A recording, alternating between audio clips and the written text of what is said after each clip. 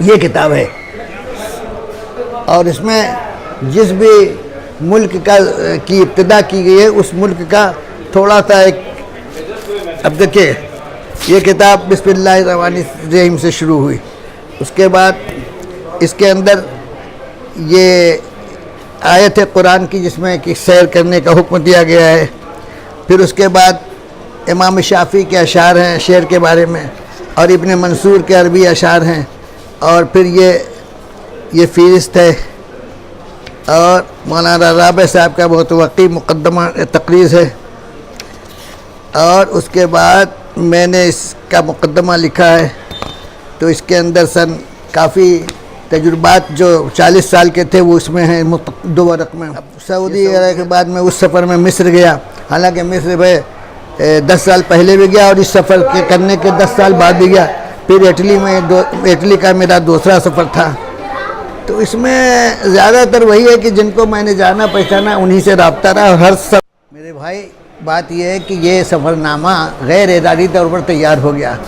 میں جہاں جہاں جاتا تھا کچھ نوٹس لکھ لیتا تھا، اور جب میں سن 78 میں روم گیا تو میرا سفر نامہ وہ بڑے کام کا تھا، لیکن وہ ضائع ہو گیا۔ مصر اور روم کا اور سعودی کا سفر نامہ تھا، اس کا اتنا قلق تھا کہ دوبارہ سفر نامہ لکھنے کے لیے ہمت نہیں پڑتی تھی، لیکن میں نے جو یہ 8 ملکوں کا سفر کیا 100 دن کے اندر، تو میں نے نوٹس تیار کیے، تقریباً 50-60 صفحات پر مشتمل یہ نوٹ تھے۔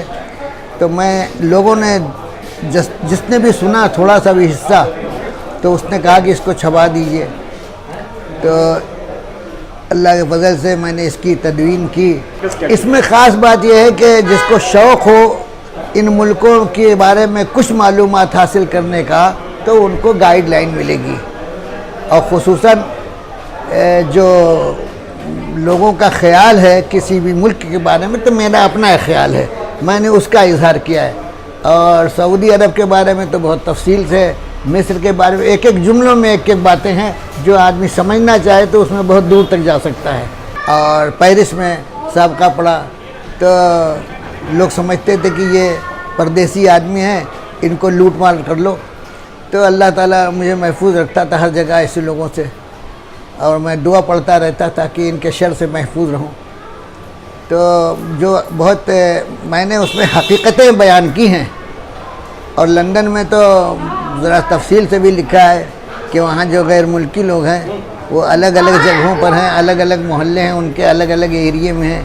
جیسے میں نے وہ تفصیل لکھا ہے کہ بھائی گجراتیوں کا قیام ہے اسٹامفورڈ ہل میں اور کلپٹن پونڈ پہ ہے، اور بنگلہ دیشیوں کا جو ہے وائٹ چیپل پہ ہے، اور پاکستانیوں کا ایلنگ اور ادھر کے ایئرپورٹ کے پاس جو جگہیں ہیں وہاں ہیں۔ تو اس طرح ہر جگہ جو ہے لوگ اپنے میجارٹی جہاں دیکھتے ہیں وہیں جاتے رہتے ہیں، اور وہاں کا وہ معاشرہ، وائٹ چیپل پہ آپ جائیے گا تو آپ سمجھیے کہ آپ ڈھاکہ میں ہیں،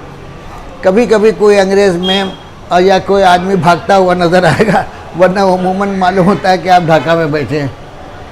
تو یہی سب لکھ دیا ہے، جو میں نے دیکھا وہ میں نے لکھا ہے۔ اب غلط صحیح لکھا ہے، مجھ سے زیادہ جو تجربے کار ہوگا وہ بتائے گا، اور جس نے کچھ دیکھا ہی نہیں وہ کیا رائے دے گا؟ کیا میرے تاثرات سے لوگ مستفید ہوں؟ اس پر جن لوگوں نے لکھا ہے تو اچھا ہی لکھا ہے، اچھا ہی تاثر دیا ہے۔